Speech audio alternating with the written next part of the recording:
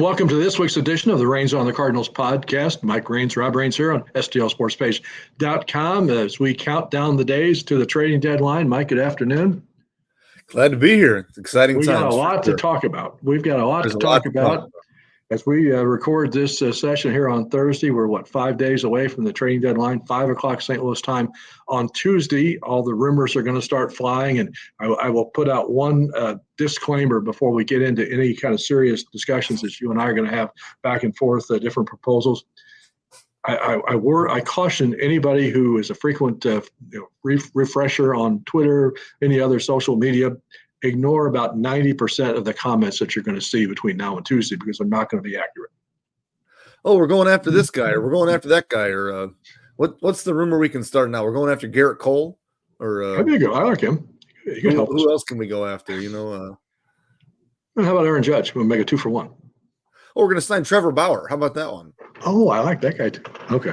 Whatever. That's what my point is. You're going to see all kinds of crazy names, all kinds of crazy rumors, 90% of which is not going to happen. So just basically, I know everybody's going to pay attention to it. Obviously, we're going to pay attention to it. We'll have it covered for you here on STLSportsPage.com for anything that does happen, anything that we're able to verify as accurate information. But there's going to be a lot of things flying between now and then. So just wait until the dust settles and see where we end up. So that'll be the big question, of course, is what moves the Cardinals are going to make between now and Tuesday. And Mike, as you and I have talked about, there's a lot of needs on this club. I don't know how they're going to fill them on a trade before Tuesday. And before we get too far into the trade part, the other part that we look back on and think about is this last 6 games we just played and dropped 2 more 1-run losses. And one of the games they won, they beat Paul Skeens. Yes. 2-1. This game and the game of baseball and the variance from day to day is so drastic out there that you got to look at what's going to make you better now, but also not rip apart the system for next year as well. As the Cardinals sit here on Thursday, they're in tied for one of the two second and third wild card spots. 5 teams within 2 games for fighting for 2 spots. So you got 2 teams that are going to make the wild card, assuming that the division leadership doesn't change. Cardinals 6 games behind the Brewers. And then 3 teams that are going to be on the outside looking in once the season's over. And that, to me, is the biggest problem, not just for the Cardinals, but for all of these teams. How much of a trade market will there be among teams that are trying to just get to one of those wild card spots, as opposed to actually trying to put a team together that has a chance to win the World Series? And the question that the Cardinals have to ask themselves right now is our goal to maintain a wild card spot, or is our goal to win the division? Because they're certainly in the race for the division, and so it's just a matter of what's more important to them and what do they think is a better focus.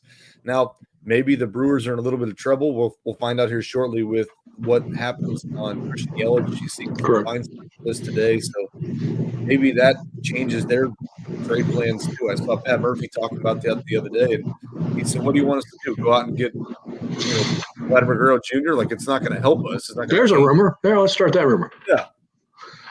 Yeah, no, you're right. I mean, that's the problem is that all these what the Cardinals do have 6 games. I know it's 2 series left against the Brewers head to head. So as long as you're within that margin of being behind, you have a mathematical chance to get there. So it's going to be really interesting. And here we're going to discuss some specific trade ideas, not rumors, just ideas here between us in a second. But I want to say this too. To me, the biggest problem the Cardinals face in trying to decide what to get. Everybody was going to say, we need to get another starting pitcher. We need to get another bat. We need another relief pitcher, which is probably the most likely move that they're going to make. But here's the question, though. Okay, if you're not willing to, if you're going to make a trade, you want to acquire somebody who you think is going to make you better, let's just go with a pitcher to start with. A starting pitcher. You acquire a starting pitcher. Whose spot is he going to take in the rotation? Who do you think is has been the least common denominator among their 5 starting pitchers right now? Andre Pallante. You want to know who has the best? You want to know who has the best ERA among the Cardinal starters in July so far this year? Andre Pallante. But what's interesting is, to me, if you're going to get a starting pitcher, he really only makes sense if he's a number 2 or number 1. He's got to slot in right between Sonny and Kyle. That's the pitcher you need. Because when it comes time to the postseason, you need lockdown strikeout pitching. And that's the one area the Cardinals have not had in previous postseasons before. I agree with you. I do. And there again, then you're going to have to acquire a pitcher like that, you're going to have to trade more probably than you're really comfortable comfortable trading and get out of your comfort zone a little bit. And that's something the Cardinals have not been able to do very much either. Just real quickly to throw all the numbers at you. Cardinals 5 starting pitchers so far in July. Palante 2.79 ERA. Michaelis 3.80 ERA. Kyle Gibson 5.23 ERA. Sonny Gray 6.19 ERA, 6.16 ERA. Lance Lynn 7.90. That's your 5 starting pitchers right now. And I think their bigger need is offense rather than starting pitching. And it could be because, in July, we lost 4 1-run games again. So is that on pitching? Is that on the bullpen? Is that on Ollie making moves at the wrong time to figure out who's coming in against what matchup? Or is that on your lack of hitting with runners in scoring position, which this team has not been able to do? I think it's a combination of all of that. But I think here's the problem. If you say, and this is kind of, we were alluding to this a second ago, if you want to go acquire a bat, somebody to help your offense, especially help your offense against left-handed pitching, where they've really struggled, did it again on Wednesday in Pittsburgh, where does he play? Whose spot does he take in the lineup? And I would tell you this. I think the only way the Cardinals are going to get better against left-handed pitching is if they can get performances out of the 2 guys that we've talked about since the first game of the opening day of this season. They have to have better performances out of Nolan Arenado and Paul Goldschmidt, or this team is going nowhere. I think the struggle there is those 2 guys are they're going to be in a lineup every day. They're going to be there. And so the guy that you're going to acquire is somebody that's going to take a spot in the outfield. And he's going to take the spot of Carlson or Ciani. Carlson never plays. Fine, get him that spot. He's not going to play. Yeah. But I'm saying those guys haven't come through. And is Jordan Walker ever going to come back? I don't know. Depends if they give him a shot or not. Is Edman going to be able to play? That's the other question too, right? So I think the bigger question mark is, are the guys that are in the outfield going to start? I understand what you're saying, and Arenado and Goldie having to play, but I'm saying the only logical place for a bat to go is I agree with that. The place of Newbar or Ciani. Right. And how can you take Ciani out the way he has played defense? I mean, that's just crazy. But here's the thing. Go ahead. Right. No, go ahead. No, you got it. I'm just going to say, I think I do give them credit for finally realizing that they could not continue regularly batting Goldschmidt and Arenado in the middle of the lineup. They finally dropped him down a little bit. But until they actually start producing, they're basically wasting a spot in the lineup. I mean, Goldschmidt, here's the numbers. He was on the road trip, 4 for 20. Okay, he did hit 1 home run, struck out 11 times, hitting the 2 double plays. Against left-handed pitchers so far this season, 91 at-bats. He has 6 extra base hits, 2 home runs, 4 doubles, 9 RBIs, 21 strikeouts. Arenado's doing a little better as far as offense. And I mean, Goldschmidt's getting hits. He's got 286 average against left, but no power, not doing anything with it, no damage. Arenado, 250 batting average against left-handed pitchers, 3 home runs. He's drawn 1 walk, 12 RBIs against left-handed pitchers. As a team, the Cardinals have a 223 batting average against left-handed pitchers, last in the National League. They have a 623 on OPS against left-handed pitching, next to last, better than only the Marlins. In 1,006 at-bats against left-handed pitchers, they've hit 20 home runs. That's not going to get done. The other guy that I would lump in that discussion right there is Nolan Gorman, because if he can't stop striking out, is he wasting a spot in this lineup too? And I know a lot of people are high on him, and I know a lot of people think that he's going to get going at some point here, but what do you do? And so that's why I'm saying I think your spot for a bat is the outfield, because very easily you could rest Gorman for a little bit or send him back down to figure out the strikeout situation, move Donovan to second, and your bat in the outfield is there. Or if you think Edman's actually going to come back, then that gives you another option too. Right. Edman's a wild card in this trade deadline because he's only played a handful of games. He's had problems with his ankle. Now that he's actually getting over the wrist surgery, he's hurt his ankle, and that's slowed him down a little bit. He's back on a rehab assignment in Springfield.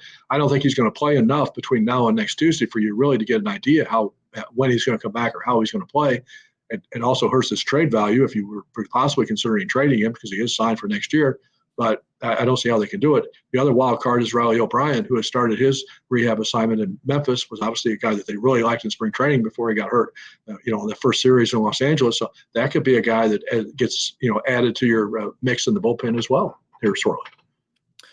Yeah, it could be. And I think that's the question mark is to figure out how confident are they in the reports they're getting back from their trainers and doctors of how strong they're going to come back and when they're going to come back?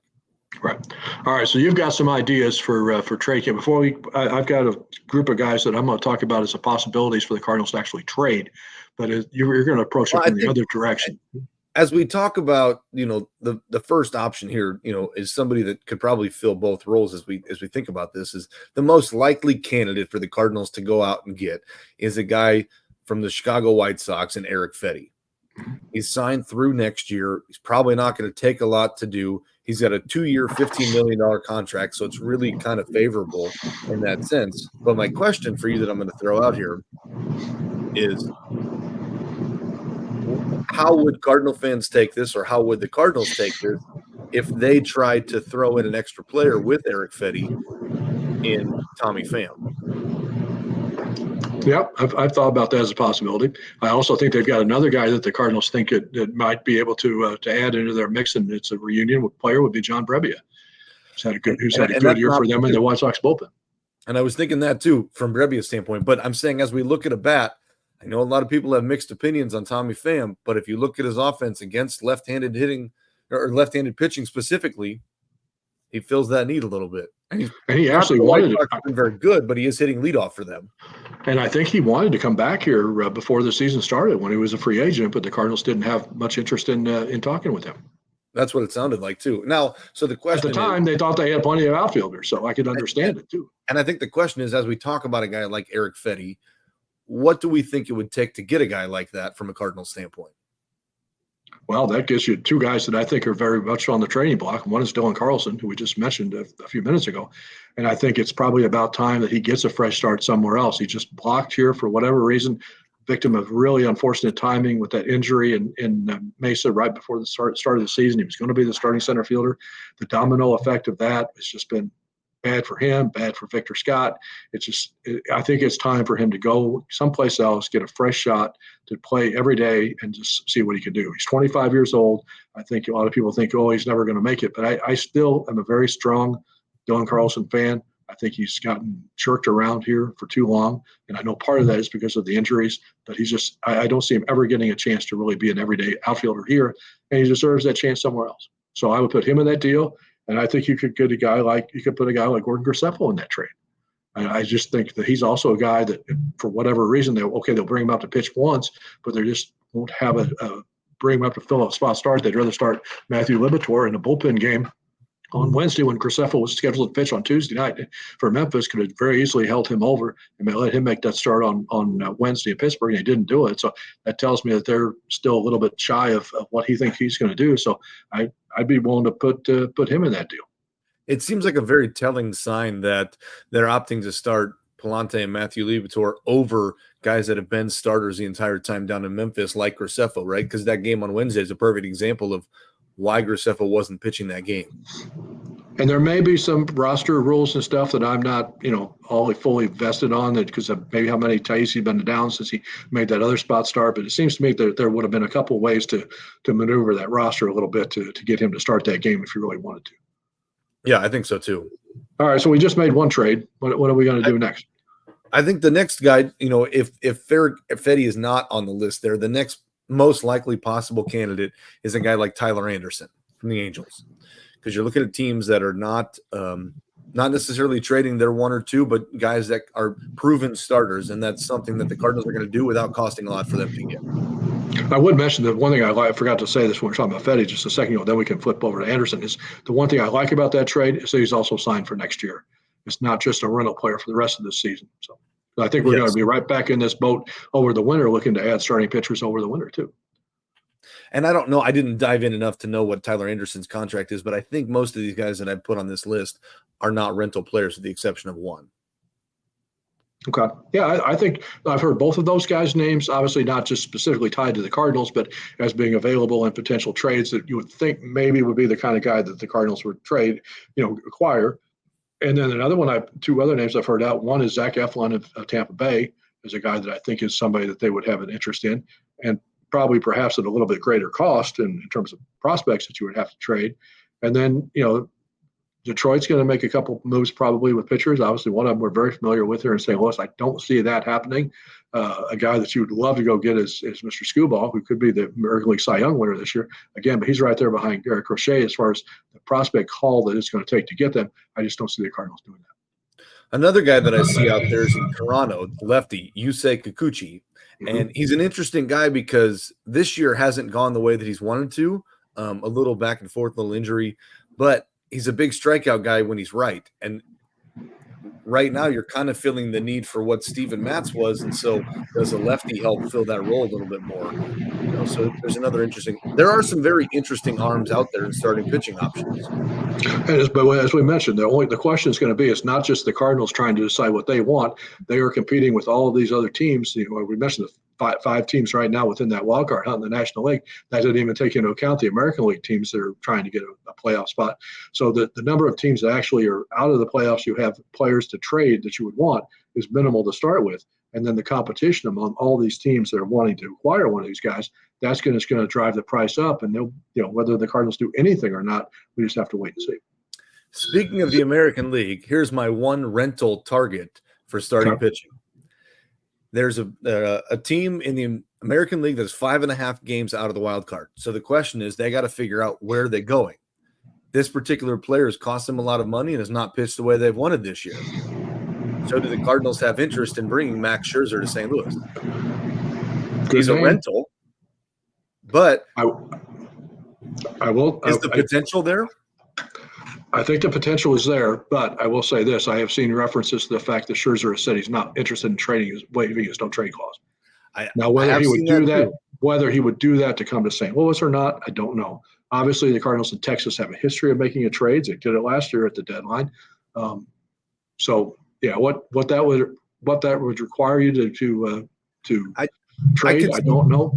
And what's interesting is I can see Scherzer waiving his or saying I'm not going to waive my no trade clause, because for 28 other teams, it makes a lot of sense for him not to go anywhere. But is St. Louis the one area that he would look at and say, yeah, I would come here because he does have a tie here? So it's an interesting player, in my opinion, because he hasn't pitched the way that Texas has hoped he would, and Texas probably wants to try something different. And Texas will be here at the trading deadline, so he wouldn't have to go anywhere. He could just walk across the hall in the trade locker room. So that would be kind of convenient too. Yeah. Nice of the schedule makers to set that up that way for him. But that's a player that, yes, he's a rental for this year, but if the Rangers were to make that trade, it wouldn't cost them a whole lot, because I think the Rangers are to the point where they want something different than what he's providing them. And do they, again, if they're are they content with trying to fight for a wildcard spot when they're coming off the World Series championship, or can they rely on that for a couple of years, that they can trade a guy like that and get a couple more prospects back and be able to rebuild for the next couple of 3 years? So I think that all comes down to what you'd have to trade to get him. And that's the question. When you're sitting right now a week away from the trade deadline, 5.5 games out of a wild card spot, what are you trying to do, right? And I think that's the same question the Cardinals are trying to figure out. Mike Raines and Rob Raines here on STLSportsPage.com as we talk about a lot of different options, a lot of different rumors that are going to be coming between now and the trade deadline coming up on Tuesday, July 30th, 5 o'clock St. Louis time. Of course, I think there were a couple trades last year that came up right at the last minute before that deadline. So stay tuned for all of that development as we get closer to that date. I'll throw out two other guys that I think are possibilities for the Cardinals to trade, whatever moves that they make, because I think you could make an argument that it makes sense for them to go somewhere else as well. I think the way that Pedro Páez has come on and played as the backup catcher up here with the Cardinals since he got promoted has made Ivan Herrera expendable. And I think there are teams that would have interest in him. I know he struggled, really struggled defensively when he was up here earlier this season, really struggled throwing out runners, trying to steal bases.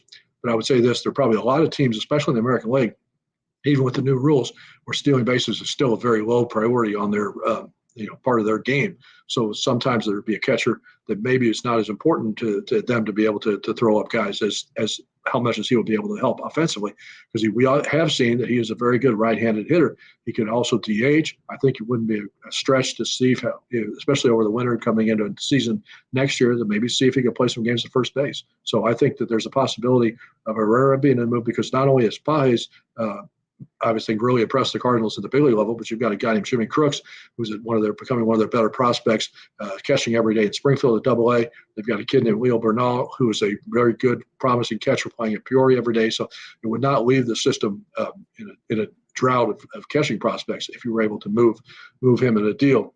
The other guy that I think falls a little bit into the Dylan Carlson category about really deserving a fresh start, needing to go somewhere else, is Luken Baker. He's stuck at Memphis because they don't want to give him a shot to play first base in St. Louis or DH because of Paul Goldschmidt up here. I think obviously we've already seen the writing on the wall that if Goldschmidt does leave as a free agent at the end of this season, you're going to look at Alec Burleson as being the Cardinals' first baseman going forward. I don't think there's any doubt about that. So Luken Baker is going to be out again. Oh, yeah, by the way, he happens to have hit the most home runs at AAA at this point in the season of 26 home runs. There's nothing left for him to do at AAA. There's nothing left for him to prove there. Give him a fresh start. Let him go somewhere else. Yeah, I think those are definitely candidates to go somewhere else and certainly try to bring something in. I've got two other starters on my list that I want to look at as options for, as you look at the body of work, their numbers may not be great there, but these are kind of typical Cardinal moves that are going to help support them and kind of see if the change of pace helps them, right? And I think one of those guys is Cal Quantrill out of Colorado. Because it's not going to cost them a ton. Maybe we can get them to throw in another $50 million like they did for Arenado, but probably not. But I think he's an option. And the other one is another reunion back with St. Louis and Jordan Montgomery, because the Diamondbacks really have to figure out what they're doing right now and what's their focus, right? Mm-hmm. Yeah, I could see. Both of those are good names. I think we've discussed a lot of possible names here that could be candidates. So it'll be interesting to see, to see what happens. The last guy is a relief pitcher. That's probably the biggest target for all 30 teams at this point. So it's going to be interesting to see what Oakland decides to do. But Mason Miller, and if we remember, he got the win in the All-Star game, pitched great. He's a guy that gets lost in Oakland, but his strikeout numbers are through the roof. And, to have two back-end closers, in shutdown guys in Helsley and somebody like that could really go a long way too. The Cardinals have 4 games to play before the trading deadline comes up. They are off on Thursday to start a weekend series here at Busch Stadium against the Nationals on Friday. And then obviously they play Texas here next week. Monday's game will be the last one before the trade deadline hits on Tuesday. Then 2 more games left on that homestand. I really think where the Cardinals are in the race right now, I don't think whatever they do in those 4 games between now and the deadline is going to make a difference as far as the moves that they make or don't make. Where do we think, for the fans at home, where do we think the moves start to shake down? When do we start to see some of that action happening? Saturday, Sunday, or do we see some of that before then? I guess it kind of depends on the market. If you look at the White Sox, I think they're probably the team to watch the most because I think they're obviously willing to trade everybody. So I think that if they were to make a move or two to start with, then I think the dominoes could start falling. I think you look at Baltimore, and obviously they've got the most prospects to trade in a deal. You look, I think, at the Phillies are going to be pretty aggressive, I think, in terms of trying to get another player because they're going to be all in trying to win the World Series this year. So if they see somebody out there that they can help them do that, I still think the Dodgers are going to be a team to watch. I don't think that they're happy with some of the things. Obviously, they've got some injury problems with Betts and stuff that they're worried about. So I think, I don't know what the first move is going to be, what the first domino is going to be. But I think once, I would say maybe Sunday after the games on Sunday night, maybe into Monday, you'll start to see some moves shake out. And not sure what the Dodgers are going to do. Like you said, I turned on the game last night and I looked up and I see Nick Ahmed playing shortstop, and I signed him yesterday and got him in the game. I completely missed that. So I think, there's a few guys getting released at this point too that may get picked up. So it's kind of interesting. So the one question I ask before we leave here, as we sit here, as we come back next week, the other tie to St. Louis is, does Jackson Holliday get traded?